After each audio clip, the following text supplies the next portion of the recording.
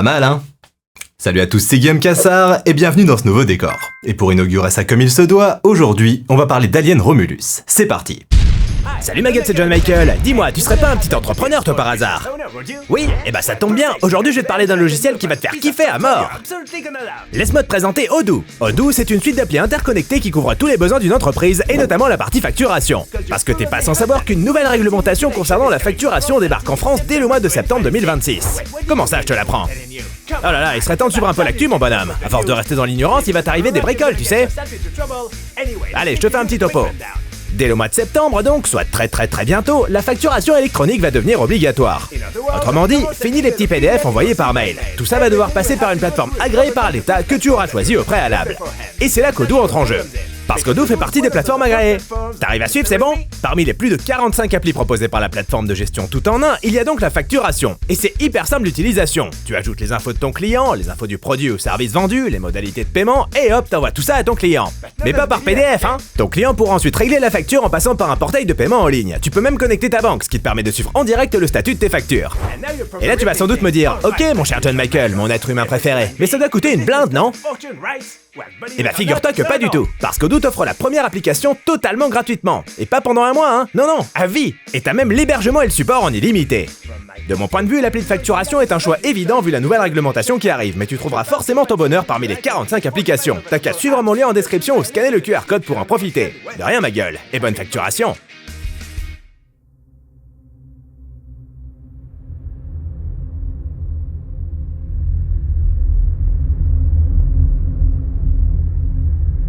Uruguay, début des années 90. Un jeune cinéphile d'une dizaine d'années découvre un film qui va profondément marquer son imaginaire. Un film dans lequel une créature cauchemardesque décime un à un les membres d'équipage d'un vaisseau perdu dans l'immensité silencieuse de l'espace. Ce film, c'est Alien de Ridley Scott. Et le jeune cinéphile, c'est Fede Alvarez, qui est à la fois terrifié et irrésistiblement fasciné. Plus de 20 ans plus tard, nous sommes désormais en 2013 et Fede Alvarez vient de mettre en scène son premier long métrage, Evil Dead, remake du film d'horreur culte de Sam Raimi qui fait sensation auprès des fans du genre. Malgré un classement R bien mérité et un accueil critique plutôt tiède, le film parvient à faire trembler le box-office en récoltant près de 100 millions de dollars à travers le monde. Premier film, premier succès donc. Pour Alvarez, cette situation était tout simplement inespérée. Après des années passées en Uruguay à mettre en scène des publicités, l'industrie ciné locale étant assez restreinte, il finit par émerger aux yeux du public grâce à YouTube. En 2009, il upload le court-métrage Attaquer des Panicots, dans lequel des robots géants attaquent Montevideo. Le tout emballé dans un style naturaliste qui n'était pas sans rappeler District 9 sorti quelques mois plus tôt. Le lendemain de la publication, les vues avaient explosé et il ne fallut pas beaucoup de temps avant que sa boîte mail ne soit remplie de propositions en provenance d'Hollywood.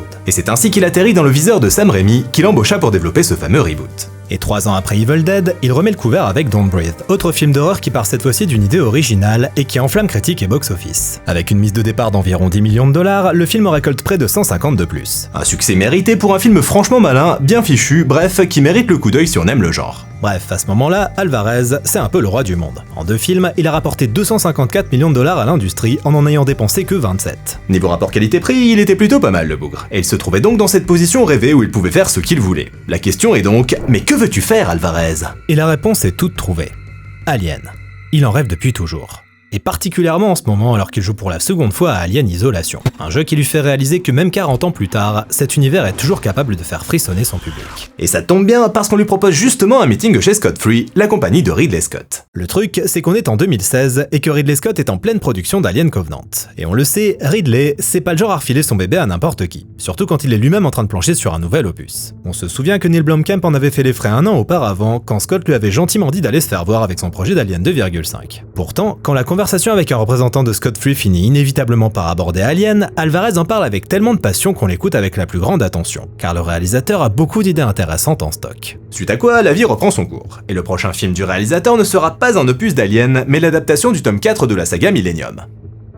Pas le meilleur choix de carrière, non. Juste après Evil Dead, il avait été en lice pour mettre en scène Doctor Strange chez Marvel Studios. Mais il avait fini par refuser, se doutant que sa liberté créative serait plus que limitée. Mais cette fois, il était tombé dans le piège. Pour son premier gros projet de studio, financé par Sony à hauteur de 43 millions de dollars, les choses se passent mal. Il découvre alors la dure réalité hollywoodienne où le réalisateur n'a pas toujours le dernier mot et doit passer le plus clair de son temps à satisfaire les demandes pas toujours très inspirées des studios. À l'arrivée, un film parfaitement oubliable. Que j'ai parfaitement oublié d'ailleurs. Un temps impliqué sur la suite de Labyrinthe, classique des années 80 avec David Bowie, Alvarez finit par jeter l'éponge, échaudé par l'expérience Millennium et préférant se concentrer sur des projets plus personnels. Des projets pour lesquels le public n'aurait pas une idée préconçue de ce à quoi le résultat devrait ressembler. La suite d'un classique des années 80 ne semblait donc pas un choix plus audacieux que la pseudo-suite reboot d'une saga littéraire adaptée par 2 fois auparavant. Une seule franchise pouvait lui faire changer d'avis. Suite au semi-échec d'Alien Covenant et à sa réception publique plus que tiédasse, la saga Alien semblait au point mort. S'il a un temps été question d'un fameux Alien Awakening à nouveau réalisé par Ridley Scott et censé faire office de point final à sa trilogie préquelle, les chances qu'il voit le jour étaient infimes. Mais lorsque la Fox se fait racheter par Disney, les choses se mettent à bouger et Alien redevient une priorité pour le studio. Fin 2021, Steve Asbell, président de la production chez 20th Century Studios, repense à ce fameux pitch que Fede Alvarez avait officieusement présenté quelques années auparavant chez Scott Free. Un pitch qui avait fait suffisamment forte impression pour qu'on en parle encore des années plus tard. Asbell décide alors de contacter Alvarez pour en savoir plus. C'est vrai que tu as pitché un film Alien ? Quand le réalisateur répond par l'affirmative, Asbell lui demande des détails. Et ce qu'il entend lui plaît beaucoup. Alors quelques temps plus tard, il recontacte Alvarez et lui demande si ça lui dirait d'écrire et réaliser cette fameuse histoire. La réponse : oh que oui, putain. Alors pourquoi un tel revirement, vous allez me demander ? Eh bien parce que contrairement à bon nombre de franchises, Alien est connu pour la pluralité des visions qui l'ont tour à tour construites. Chaque réalisateur ayant pu poser sa pierre à l'édifice d'une saga qui doit énormément à la richesse et la diversité de ses sensibilités. Que ce soit Scott, Cameron, Fincher ou Jeunet, chaque film porte la patte de son auteur. Pour Alvarez, c'était donc l'occasion rêvée de proposer à son tour sa vision personnelle d'un film Alien. Mais avant de passer aux choses sérieuses, il tient à se soumettre au rite de passage. Un meeting avec le boss, Ridley Scott lui-même. D'ordinaire peu impressionnable, Alvarez est terrifié à l'idée de rencontrer celui qui a mis en scène le premier film de la saga et bon nombre de classiques. Mais la tension retombe rapidement quand il constate avec joie que le feeling passe bien entre eux. Scott lui laisse les rênes avec plaisir et s'il fera office de producteur, il ne tient pas spécialement à rester constamment sur son dos. Il envisage plutôt de l'épauler en lui apportant son expertise. Un mentor donc qui se chargera de transmettre son savoir à un réalisateur de la nouvelle génération bien décidé à s'approprier cette saga qu'il aime tant. Par contre, il y a une contrepartie, à savoir que le film sortira directement sur la plateforme de streaming Hulu, la fréquentation des salles de cinéma n'étant pas au beau fixe depuis le Covid. Alvarez se met donc au travail avec son compère Rodo Sayagues qui avait coécrit Evil Dead et Don't Breathe avec lui. Mais de quoi parlera donc ce nouvel opus ? C'est en visionnant la version longue d'Aliens de James Cameron qu'une idée a germé dans l'esprit d'Alvarez. Une scène en particulier avait retenu son attention. Celle qui se passe dans la colonie de Hadley's Hope avant qu'elle ne soit infestée de xénomorphes et où l'on aperçoit une bande de gamins qui s'amusent dans les couloirs. Un passage anodin en apparence, mais qui soulève une foule de questions. Qu'est-ce que ça ferait de grandir dans un environnement pareil ? Un monde où l'on ne voit jamais la lumière du soleil, une colonie qui ne sera réellement habitable que dans une 50aine d'années et où les perspectives d'avenir semblent inexistantes. N'aurait-il pas envie de prendre le large ?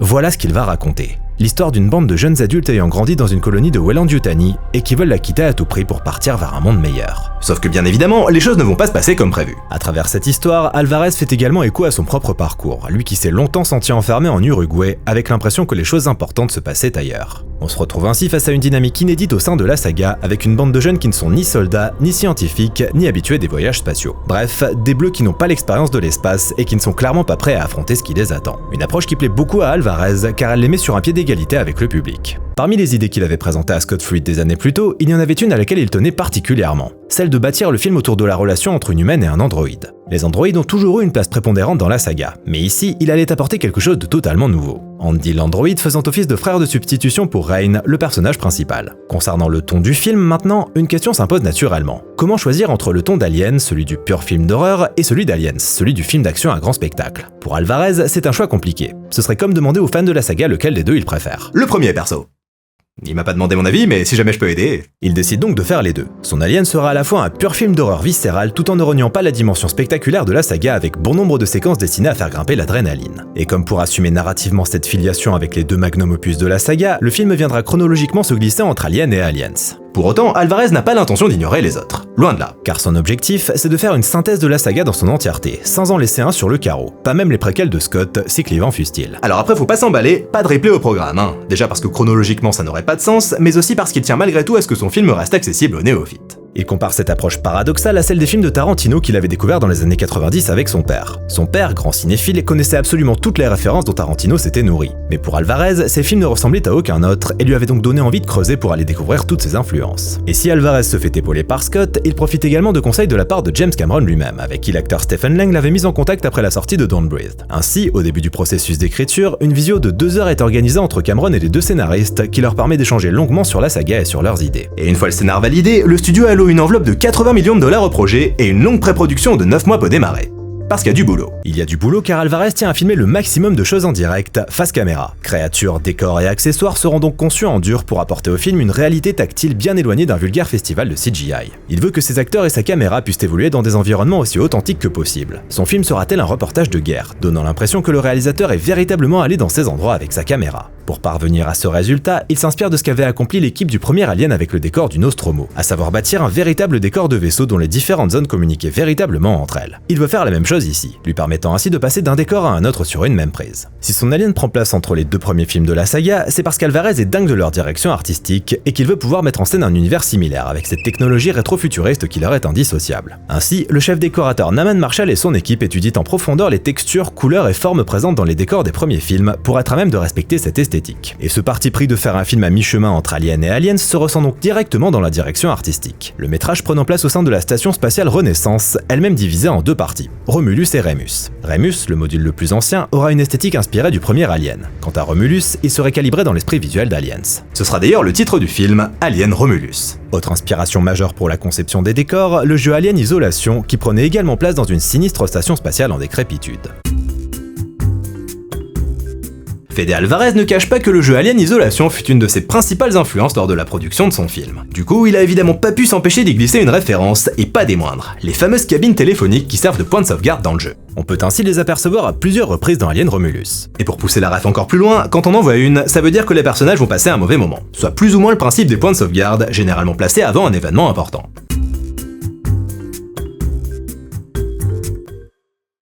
Mais comme vous le savez, Alien, c'est pas juste des décors old school, c'est aussi des gros monstres qui bavent. En ce qui concerne les créatures, Alvarez va se faire plaisir en confiant cette tâche titanesque à certains des concepteurs historiques de la saga. Ainsi, même s'il eût été plus simple de centraliser la conception des xénomorphes auprès d'une seule compagnie d'effets pratiques, Alvarez choisit au contraire de répartir le travail entre plusieurs studios, chacun héritant de la tâche correspondant le mieux à son savoir-faire. Ce sont donc Legacy Effects, Studio Ghibli et Weta Workshop qui mettront la main à la pâte. Chez Legacy Effects, on est donc chargé de donner vie aux xénomorphes sous la supervision de Shane Mahan, qui avait notamment sculpté la tête de la reine alien sur le puce de Cameron. Rien que ça. Côté design, Alvarez les veut proches de la version originale de Giger. Il faut ramener la dimension biomécanique qui avait été petit à petit délaissée. Ainsi, l'aspect trop lisse du dôme et de la peau est abandonné pour plus de texture. Alvarez veut d'une peau semblable à celle d'un requin, coupante pour qui s'aventurerait à passer la main dessus. Le design validé, il faut passer à la fabrication. Et si la technique du cascadeur en costume a été utilisée à de nombreuses reprises dans la saga, Shane Mahan s'y oppose cette fois catégoriquement. Pour lui, il faut des animatroniques. Les proportions du xénomorphe ne se prêtent pas à la conception d'un costume véritablement crédible. Ceci étant dit, ils utiliseront bel et bien la technique du mec en costume pour effectuer certaines actions demandant un minimum d'agilité.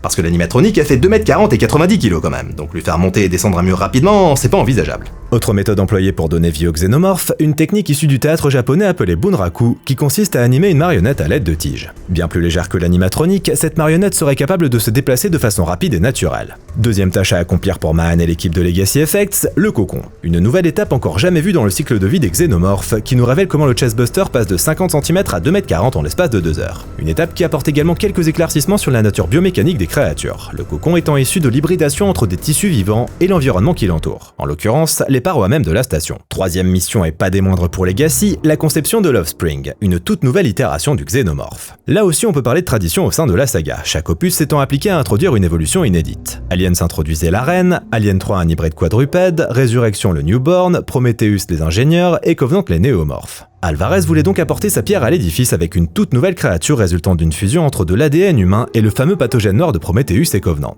Le design passera par de nombreuses itérations différentes, intégrant plus ou moins de caractéristiques du xénomorphe, avant qu'Alvarez ne décide d'insister davantage sur le côté humain et ingénieur. Le but avec cette créature, c'est de créer non pas un sentiment de dégoût, mais de profond malaise. Et l'élément qui va tout débloquer, c'est une trouvaille de Sayagues sur YouTube, celle de Robert Bobrotsky, un étudiant roumain vivant aux États-Unis et doté d'une morphologie absolument unique. Avec ses 2,31 m, sa silhouette extrêmement fine, ses bras démesurément longs et une posture très singulière, Bobrotsky possède une présence physique immédiatement troublante. Il a beau n'avoir aucune expérience des plateaux de cinéma, Alvarez et l'équipe s'en moquent. Ils ne trouveront pas mieux que lui pour incarner l'Offspring. Ainsi, Bobrotsky est engagé et le design est repensé pour être adapté à sa morphologie si singulière. Pendant ce temps, l'équipe de Studio Ghibli est également sur le pied de guerre. Gillis comme Alec Gillis, donc l'un des garants de la saga qui a travaillé sur quasiment tous les opus, d'Aliens de James Cameron jusqu'à Aliens vs Predator Requiem, aux côtés de son ancien partenaire Tom Woodruff Jr. Ici, l'équipe aura pour mission de concevoir le Chestbuster, et si son design est désormais bien établi, Alvarez veut lui apporter quelques légères modifications. L'artiste Dan Hallett sera donc chargé de concevoir cette nouvelle itération avec des bras, des mains et une tête plus développée qu'à la normale. L'équipe de Gillis devra ensuite en fabriquer 2 marionnettes de différentes tailles, une grande et détaillée pour les gros plans, l'autre de taille normale pour effectuer des actions du type s'extirper violemment de la cage thoracique d'un individu. La base.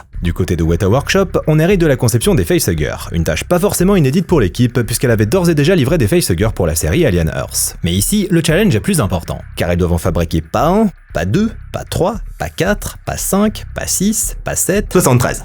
Ils doivent en faire 73. 73 facehuggers divisés en différentes catégories, chacune pensée pour répondre à des besoins bien précis, avec un mécanisme adapté. Il y a des versions entièrement animatroniques pour les gros plans, des versions télécommandées capables de courir au sol, d'autres conçues pour évoluer sous l'eau, des facehuggers destinés aux attaques sur les acteurs, des versions confortables à porter sur le visage pendant les longues prises, des modèles statiques, des versions en silicone pouvant être lancées sans danger, et même des facehuggers morts ou en décomposition pour habiller les décors. Le facehugger animatronique principal dispose à lui seul de 30 servomoteurs et donc d'autant de points d'articulation. Pourtant, pour le manipuler, seulement 2 opérateurs suffiront. Un pour gérer les doigts, l'autre pour le corps. Quant au modèle capable de courir, il s'inspire des techniques utilisées sur Aliens par Rick Lazzarini, qui avait imaginé un système inspiré des jouets qu'on tire avec une ficelle. Les pattes bougent pendant que l'objet avance. Une idée astucieuse, mais forcément limitée, puisque le facehugger était condamné à suivre la trajectoire de son fil. L'équipe s'emploie alors à trouver une autre méthode, et la solution viendra cette fois des voitures radiocommandées. Oui, de l'industrie du jouet à Alien, il n'y a qu'un pas. Les facehuggers QV 2023 seront donc capables de courir et reculer de manière réaliste grâce à un moteur et des roues contrôlés à distance grâce à une radiocommande. En dehors des monstres, l'univers d'Alien comprend également bon nombre de véhicules futuristes. Et ici, on n'y coupera pas. Au programme, le Corbelan,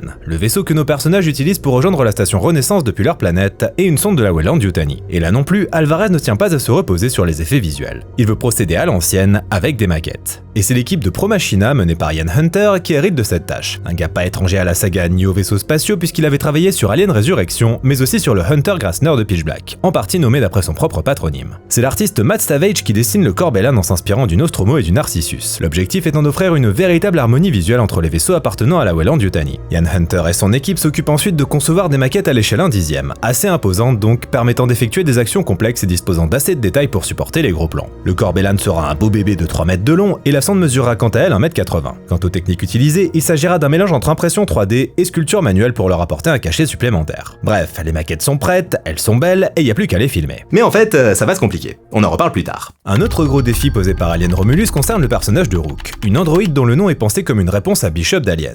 Aux échecs, Bishop signifiant le fou et Rook la tour. La spécificité du personnage étant qu'il ne serait pas en super bon état, étant complètement cisaillé à partir du bassin. Et si le personnage est d'abord pensé comme une femme, Scott fait finalement une proposition. Pourquoi ne pas en profiter pour amener celui qui reste le meilleur androïde de la saga? Ash. Bishop a eu droit à plusieurs apparitions, David également, mais Ash n'a jamais pu faire son retour. Ainsi, c'est décidé, Rook aura les traits de Ash, autrement dit, du défunt Ian Holm. Mais avant de concrétiser ça, Alvarez tient à entrer en contact avec la famille de l'acteur pour obtenir leur accord. Un accord qu'il obtient assez rapidement, Sophie de Stemple, la veuve de Holm, ayant déclaré que son mari s'était senti délaissé par Hollywood pendant les dernières années de sa vie et qu'il l'avait très mal vécu. Elle n'avait donc aucun doute sur le fait qu'il aurait été partant, sans compter le fait que Ash était parmi ses personnages préférés. À ça, j'aimerais quand même apporter une petite nuance. Ian Holm souffrait depuis des années de la maladie de Parkinson. À la fin des années 2010, lorsque Peter Jackson l'a approché pour reprendre le rôle de Bilbo, Ian Holm a dit non, car la maladie lui posait notamment des difficultés pour apprendre son texte. Ainsi, Peter Jackson a dû faire un léger forcing pour le convaincre de reprendre le rôle, en lui proposant de tourner ses scènes depuis Londres, sans avoir à se déplacer jusqu'en Nouvelle-Zélande. Bref, en ayant ces éléments en tête, on peut comprendre pourquoi l'acteur a été moins sollicité par Hollywood dans les dernières années de sa vie. Alors, difficile de savoir ce qu'aurait pensé Ian Holm de ce projet, mais une chose est certaine, son retour dans Alien Romulus soulève une foule de questions plus délicates concernant les résurrections numériques d'acteurs disparus. Mais l'accord étant donné par sa famille, ils peuvent donc passer à l'étape suivante, faire en sorte que Rook arbore effectivement les traits de Holm. L'équipe de Legacy FX est alors chargée de concevoir un buste animatronique conçu à partir d'un moulage de la tête de Holm datant du Hobbit et du corps du co-superviseur des effets spéciaux de Legacy, Lindsay McGowan, dont la morphologie était similaire. Mais ce qui demande habituellement 4 à 6 mois de travail devrait être effectué en seulement 2 mois. Il faut donc s'activer. Et côté casting, ça s'active aussi. Qui donc incarnera Rain, le personnage principal, qui succédera à Sigourney Weaver, Noomi Rapace et Catherine Waterston. Alvarez n'a qu'une actrice en tête depuis le début de la phase d'écriture, la jeune Kylie Spaney. Sa photo était même affichée dans la salle d'écriture pour permettre au scénariste de visualiser au mieux le personnage. Ainsi, Alvarez s'emploie à contacter l'actrice et lui fait parvenir le scénario en croisant les doigts pour qu'elle soit partante. Par chance, elle l'est. Et si le studio aurait bien voulu d'une actrice un peu plus bankable, Alvarez a le dernier mot, ce sera elle et personne d'autre. À ses côtés, le Britannique David Johnson incarnera l'androïde Andy, et autour de ce duo graviteront Isabelle Amherst, Archie Renault, Spike Fern et Aileen Wu. Et une fois le casting assemblé, les décors bâtis et les créatures prêtes à massacrer des innocents, tout ce beau monde débarque à Budapest le 9 mars 2023 pour entamer les prises de vue. Et alors que le tournage démarre, l'équipe apprend une bonne nouvelle. La fréquentation des salles de ciné ayant repris du poil de la bête, 20th Century Studios fait savoir à Alvarez que la diffusion sur Hulu est annulée et qu'Alien Romulus bénéficiera finalement d'une sortie en salle. Sur le plateau, c'est l'effervescence et on applaudit face à cette bonne nouvelle. Et puis on se remet à bosser, parce qu'il y a un film à tourner quand même. Le premier jour de tournage, Alvarez a le plaisir de recevoir une note de la part de Scott. Cher Fédé, bonne chance, bonne santé, bonne chasse, te foire pas. Du Scott tout craché. La particularité du tournage d'Alien Romulus, c'est qu'il se déroule en grande partie dans l'ordre chronologique. Alvarez y tenait absolument pour que ses acteurs soient aussi immergés que possible dans l'action et qu'ils vivent l'aventure au même rythme que leurs personnages. Ainsi, le tournage démarre avec les séquences prenant place dans la colonie minière de Jackson Star, pour laquelle l'équipe investit une centrale électrique de Budapest. Le reste sera tourné dans le studio Origo, tout juste déserté par l'équipe de Dune 2, à l'exception d'une seule séquence tournée de nuit dans le métro de Budapest, utilisée pour figurer le long escalier reliant les laboratoires Romulus et Remus. Pour ce qui est des décors conçus par l'équipe de Naman Marshall, il laisse casting et équipe technique sans voix. Tel que l'avait voulu Alvarez, les différents décors de la station sont réellement connectés les uns aux autres, au point qu'on pouvait littéralement s'y perdre. De quoi créer une sensation d'immersion incomparable. Cerise sur le gâteau, le travail accompli par l'équipe de Willico, chargée de concevoir les nombreux affichages présents sur les écrans de la station. Un souci du détail qui renforce encore l'illusion. Ces écrans éclairent naturellement les décors, tout en permettant aux acteurs d'interagir concrètement avec leur environnement. Et concernant l'éclairage, justement, Alvarez travaille avec le directeur de la photographie Galo Olivares. Pedro Luque, son collaborateur habituel, étant pris par le Cercle de neige de Juan Antonio Bayona. Un film absolument extraordinaire d'ailleurs. Il les rejoindra cependant dès qu'il sera libéré de ses obligations pour faire office de réalisateur de la seconde équipe. De leur côté, Alvarez et Olivares optent pour une esthétique au ton principalement orangé, loin des bleus caractéristiques des premiers opus, et s'affairent à concevoir une lumière qui soit la plus dynamique possible, comme si la station elle-même était vivante et qu'elle respirait. Immersif, on a dit. Et quand arrive le moment de tourner avec les créatures, les choses prennent évidemment une tournure plus complexe. Pour la première rencontre des personnages avec les facehuggers, qui prend place dans une salle inondée, le décor est bâti dans un réservoir. C'est d'ailleurs l'une des raisons pour lesquelles Alvarez tenait absolument à disposer de facehuggers bien réels et pas en CGI, pour que leurs interactions avec l'eau soient aussi réalistes que possible. Le tournage au sein du décor durera 6 jours en tout, avec des facehuggers nageurs, mais aussi des sauteurs. C'est l'actrice Aileen Wu qui passera le plus de temps avec un facehugger solidement fixé à son visage. 3 jours pas forcément funky, puisque la marionnette pèse quand même 1,5 kg et qu'elle ne facilite pas vraiment la respiration. Et certaines prises durant entre 3 et 4 minutes, elle doit rester pleinement concentrée pour caler sa respiration sur celle de la créature. À la moindre erreur de sa part, Alvarez demande de refaire la prise. Pour couronner le tout, certaines prises sont très physiques, Wu devant s'effondrer et se débattre avec la queue de la créature enroulée autour du cou.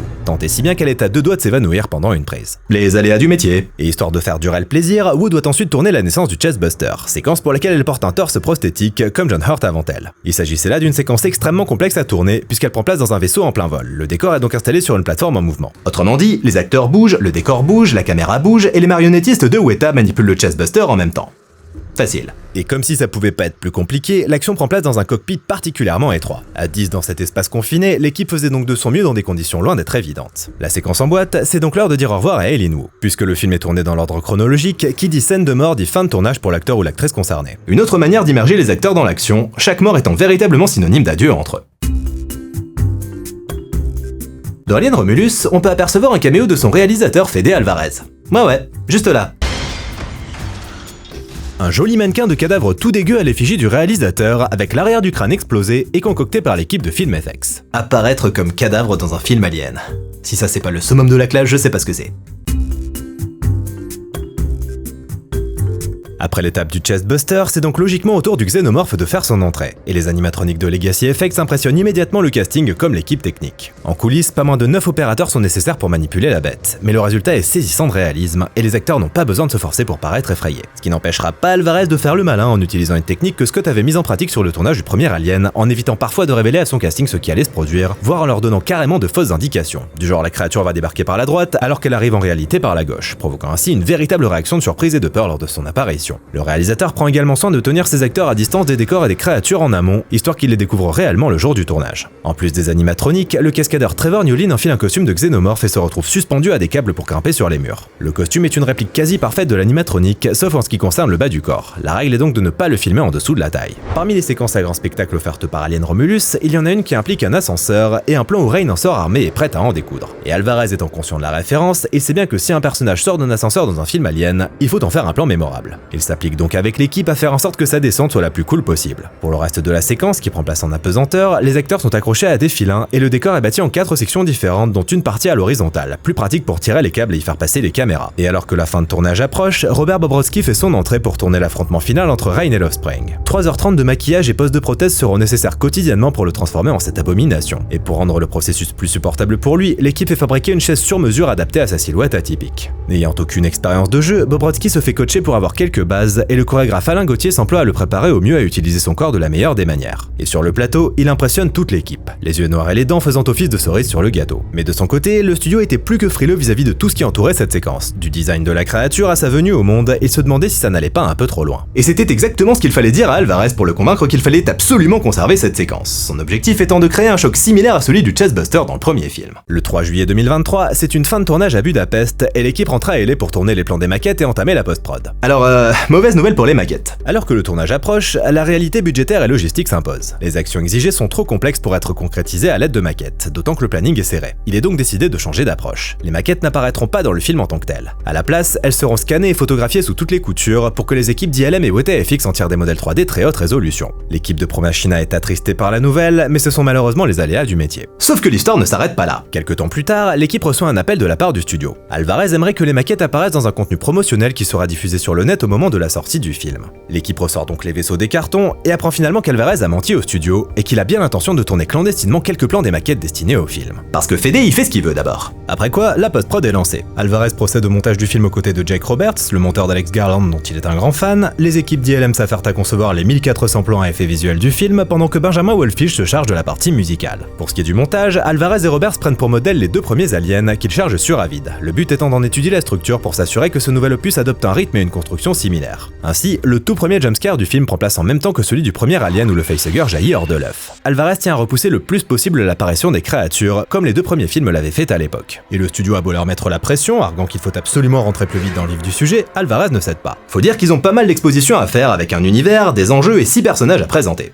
Donc c'est bien mignon, mais au bout d'un moment, ils peuvent pas aller plus vite que la musique. Curieusement, c'est bien l'exposition qui va les occuper le plus pendant la phase de montage, et particulièrement les 10 premières minutes au sein de la colonie qu'ils vont retravailler à de nombreuses reprises. La raison, les retours des projections test. Le public ne comprend pas ce qu'il y a de si terrible au sein de la colonie pour que les personnages aient tant envie de la quitter. Pourquoi iraient-ils risquer leur vie dans cette station spatiale? Pour Alvarez, si le public se posait ces questions, c'était tout le film qui allait s'effondrer. Il a donc fallu retravailler pas mal de choses, la plus parlante concernant la chambre de Rain. À l'origine, elle disposait d'un petit logement privé, similaire à un studio. Les effets visuels ont alors effacé cet environnement pour la remplacer par un dortoir collectif, donnant l'impression qu'elle vivait dans des conditions bien plus précaires. En plus de ça, ils ajoutent un carton indiquant qu'on ne voit jamais le soleil sur la colonie, rendant ainsi l'environnement beaucoup plus oppressant. Mais le plus gros challenge, ce sont les 15 dernières minutes, qui consistent en une séquence exempte de tout dialogue et avec beaucoup d'effets visuels. Une scène qui repose donc avant tout sur la narration visuelle, sauf que la partie visuelle justement, elle est loin d'être achevée, étant donné que les plans doivent passer entre les mains de WetaFX pour être finalisés. Côté effets visuels justement, ILM est le principal prestataire, mais d'autres compagnies mettent la main à la pâte telles que WetaFX donc, Image Engine, Film Design Plus Effects, Atomic Arts,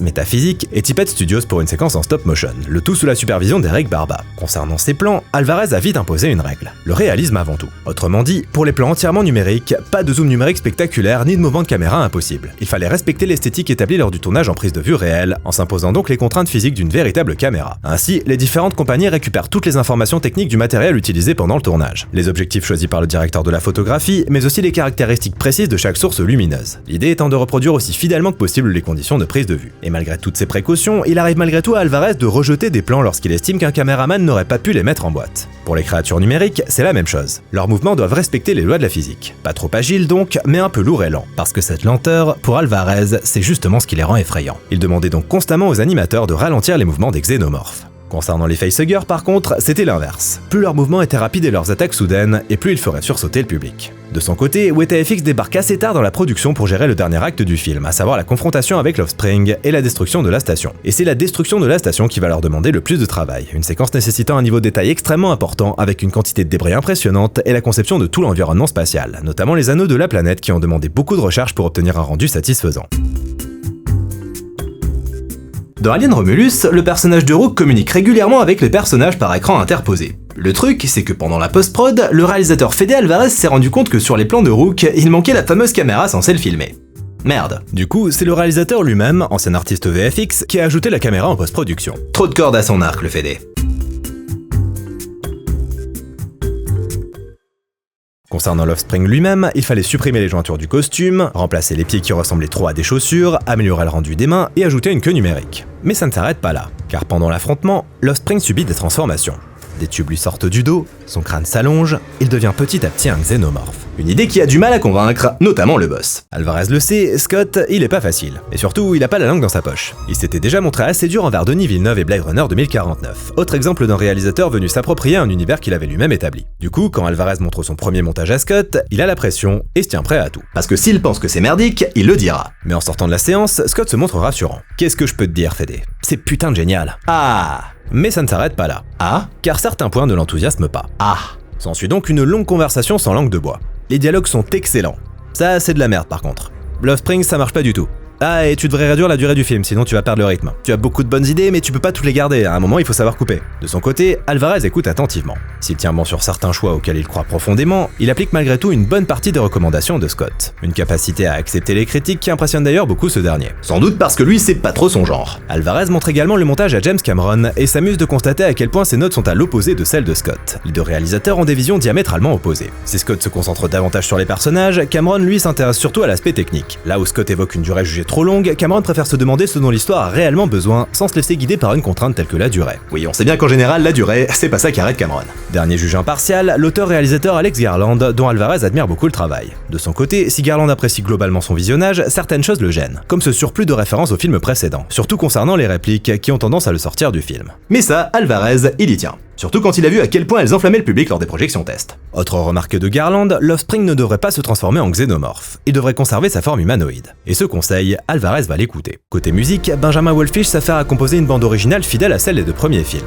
Il ne cherche pas à singer Goldsmith et Horner, mais plutôt à s'inspirer des sensations transmises par leur musique. Pour autant, on retrouvera tout de même quelques textures musicales directement héritées d'Alien, Aliens et Prometheus. Le film prend forme donc, mais il reste quand même du boulot et le planning est serré. La compagnie Métaphysique, spécialisée en machine learning et IA générative, Burke, est chargée d'améliorer le rendu du personnage de Rook, pour le moment basé sur l'animatronique de Legacy Effects et la performance vocale de l'acteur Daniel Betts. Au programme, ajustement de la synchronisation labiale, du regard, des clignements d'yeux, bref, tous les petits détails censés insuffler davantage de vie à la marionnette. Le problème, c'est que le temps finit par manquer. Malgré tous leurs efforts, certains plans auraient encore nécessité plusieurs semaines de travail pour atteindre le niveau de qualité espéré. Mais la date de sortie approche à grands pas et il est désormais trop tard. Toute l'équipe exploitera d'ailleurs le moindre jour de post-production restant. Alvarez et Weta FX travailleront notamment sur la séquence finale avec l'Offspring jusqu'à la toute dernière journée avant le rendu définitif. Dernière journée pendant laquelle ils ajoutent une séquence où l'Offspring attraperait une par le casque. Et puis ça y est, c'est l'heure de la sortie. Le 16 août 2024, la saga Alien fait son retour au cinéma. Et c'est un joli succès, ce qui était loin d'être gagné après Alien Covenant.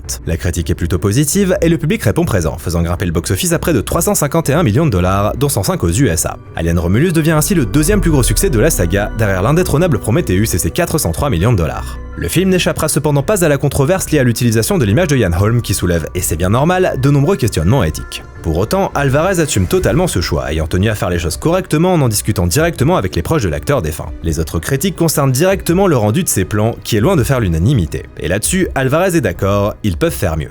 Ainsi, alors qu'il est en pleine préparation de la version Blu-ray du film, il demande au studio de débloquer des fonds pour que l'équipe de Métaphysique puisse retravailler certains plans. Et le studio accepte. Il faut croire qu'Alvarez est sacrément persuasif. Alien Romulus prend donc place une vingtaine d'années après l'original, alors que la Weyland-Yutani parvient à mettre la main sur le xénomorphe éjecté du Narcissus. Quelques mois plus tard, Rain et son frère robotique Andy prennent part à un plan concocté par leurs amis pour quitter définitivement la colonie de Jackson Star où il fait pas spécialement bon vivre. L'objectif étant d'aborder une mystérieuse station spatiale à l'abandon pour y récupérer le carburant qui leur permettra de passer les 9 ans du voyage en hypersommeil. Mais au sein de la station spatiale, de sinistres expériences ont eu lieu sur le xénomorphe. Et lorsqu'il relance l'alimentation, bien vite, l'enfer se déchaîne.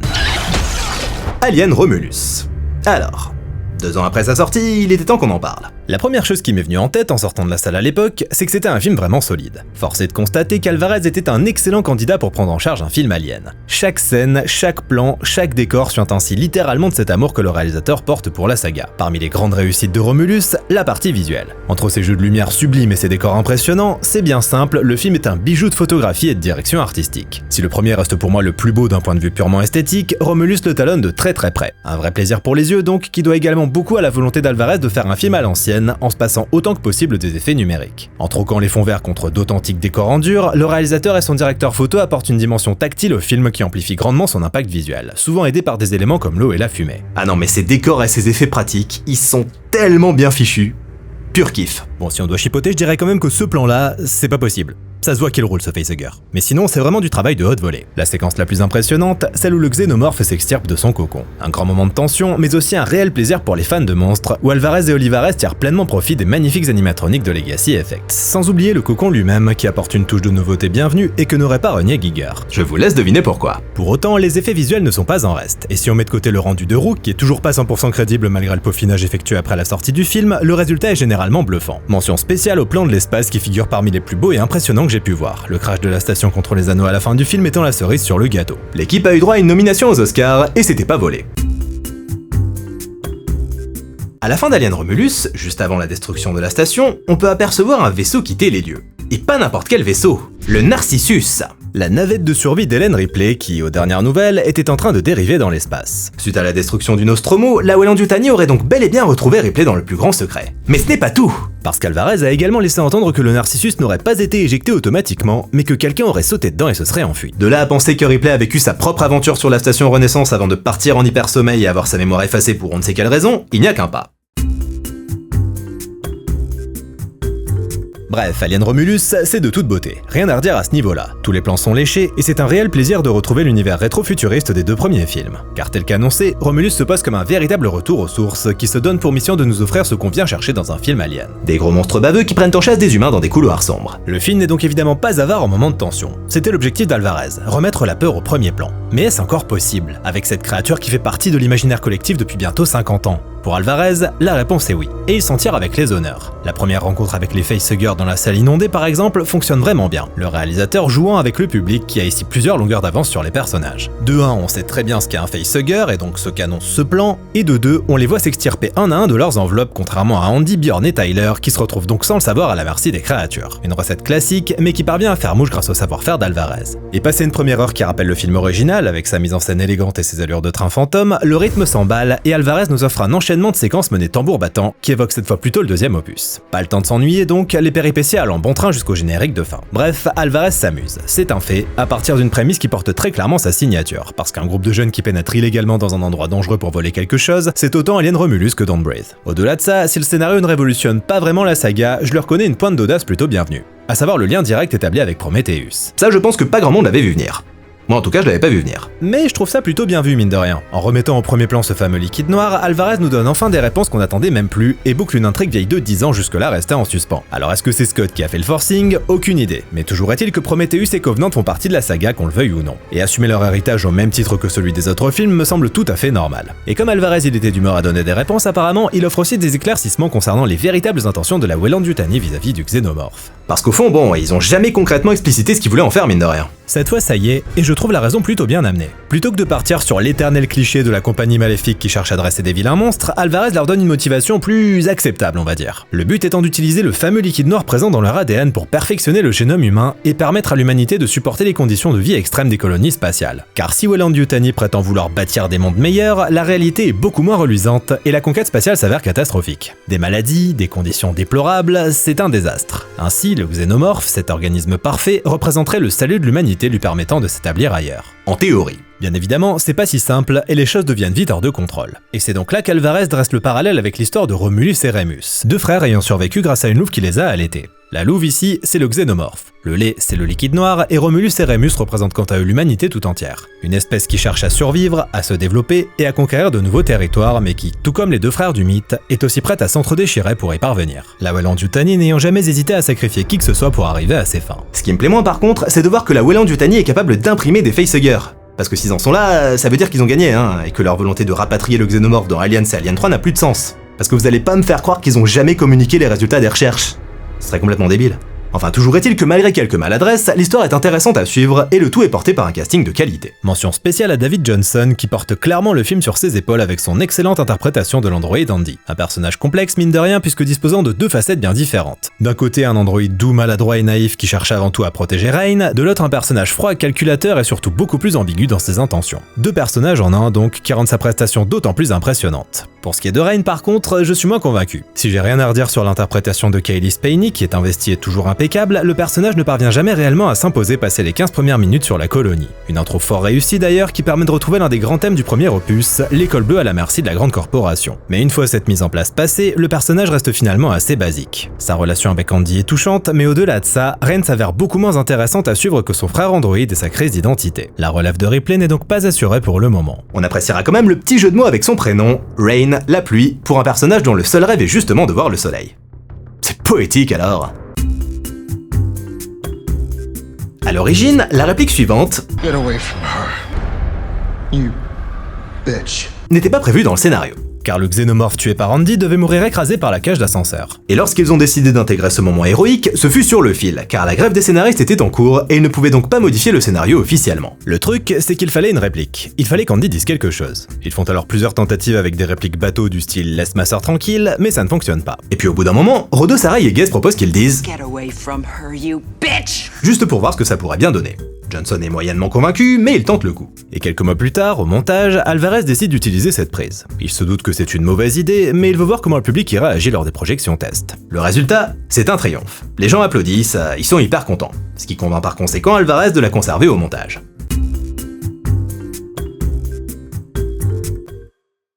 Vous l'aurez compris, Alien Romulus est un film bien emballé et bien troussé qui applique parfaitement la recette Alien. Peut-être un peu trop même. Le principal problème d'Alien Romulus, c'est son absence de prise de risque. Malheureusement trop occupé à rendre hommage à ses films qu'il aime tant, Alvarez tombe dans le fanservice basique qui donne régulièrement l'impression de regarder un best-of de la saga plutôt qu'un véritable nouveau chapitre. Alvarez invoque les répliques cultes de la saga, I can't lie to you about your chances, but you have my sympathies. I can't lie about your chances, but you have my sympathies. Busy little creatures, huh? Busy little creatures. I prefer the term artificial person myself.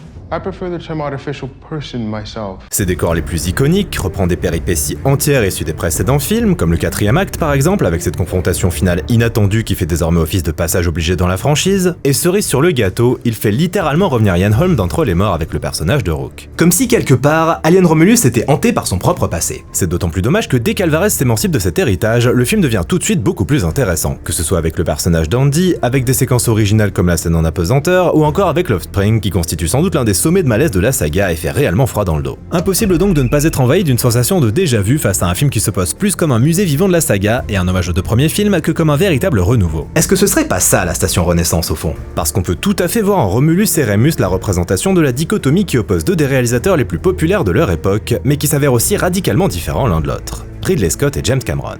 Deux frères liés par leur amour du cinéma et leur rapport à la saga Alien puisqu'ils en ont signé les deux opus fondateurs, encore aujourd'hui considérés comme les meilleurs de la franchise. Deux opus qui, tels leurs auteurs, s'avèrent radicalement différents tant dans le fond que dans la forme. Le film d'horreur viscérale d'un côté, le film d'action à grand spectacle de l'autre. Toujours est-il que cette fraternité marquée par une opposition entre deux figures fondatrices me semble plutôt bien correspondre au mythe. Et c'est justement là que la station Renaissance devient intéressante. Car en plus de situer chronologiquement son opus entre Alien et Aliens, Alvarez lui fait prendre place dans un environnement qui est lui-même littéralement pensé comme un entre-deux. Le réalisateur donne ainsi l'impression de naviguer constamment entre les deux pères fondateurs de la saga. Ici, il ne s'agit donc pas de construire le mythe, mais d'en hériter. Il y pioche les éléments qui ont fait son succès, mais sans réellement chercher à l'emmener dans des territoires inexplorés. Et voilà donc la limite du film, qui est peut-être aussi sa force. Alien Romulus parvient à réunir les deux visions opposées qui ont donné naissance à la saga, mais peine à en proposer une qui lui soit propre, le condamnant ainsi à rester dans l'ombre des fondateurs. Voilà donc ce qu'est Alien Romulus. Un opus solide et bien emballé, mais qui manque malheureusement d'une bonne dose de prise de risque pour totalement convaincre. Pour autant, ce serait quand même dommage de bouder son plaisir. Ce retour aux sources sous forme de survival bien vénère offrant suffisamment de frissons et de sensations fortes pour que son manque d'originalité n'entache jamais complètement le plaisir de visionnage. Mais à force de rester prisonnière de son passé, on peut se demander comment la saga peut envisager son avenir.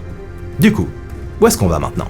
Alien Romulus 2, c'est compliqué. Suite au carton du premier opus, la suite a rapidement été annoncée, avec Alvarez qui remplirait à l'écriture comme à la mise en scène. En juin 2025, le réalisateur annonçait même que la pré-production était bien avancée et que le tournage allait démarrer au mois d'octobre. Et puis en septembre, rétropédalage. Alvarez annonça finalement qu'il ne réaliserait pas ce nouvel opus, se contentant de la partie écriture aux côtés de Rodo Sayagues, histoire de s'assurer que Rain et Andy ne soient pas tués dès le début de l'opus suivant. Un peu comme ce qui s'était passé au début d'Alien 3 avec X et Newt, ce qui avait mis Cameron en rogne. En théorie, il ne restait donc plus qu'à trouver un réalisateur. Et puis au mois de juin dernier, on apprenait soudainement que Brian De Field plancherait sur l'écriture d'un nouveau film Alien. Une rumeur indirectement confirmée par Steve Asbell lui-même sur Twitter. Alors que s'est-il passé exactement en coulisses? Eh bien, il semblerait que Scott n'était pas satisfait du script d'Alvarez et qu'il aurait donc cherché à le faire réécrire avec De Field. Car si Alvarez a bien dans l'idée de faire la suite de Romulus, du côté de Scott, la priorité est ailleurs. Il veut faire revenir David et boucler son arc narratif. Cette suite, ce serait donc à la fois la suite de Romulus et celle de Covenant.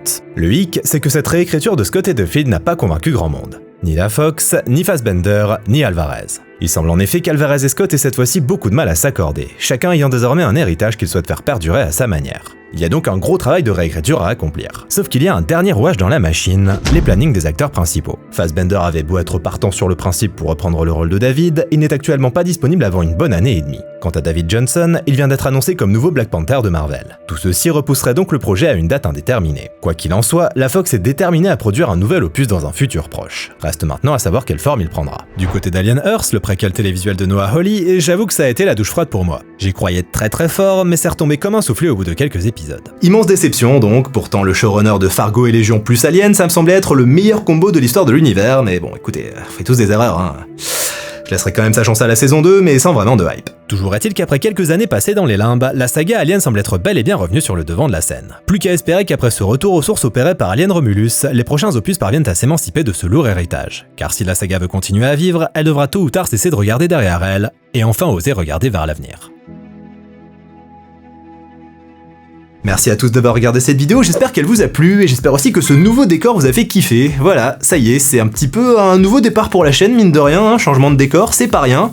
Et j'avoue que je suis très fier du résultat. Donc voilà, n'hésitez pas à me dire dans les commentaires ce que vous en pensez. Bref, comme d'habitude, on pense à liker, partager, commenter, s'abonner si c'est pas déjà fait, faire un don sur Tipeee si on se sent généreux, m'acheter un superbe t-shirt John Michael Advertising sur la boutique en ligne, et moi je vous dis à bientôt. Salut!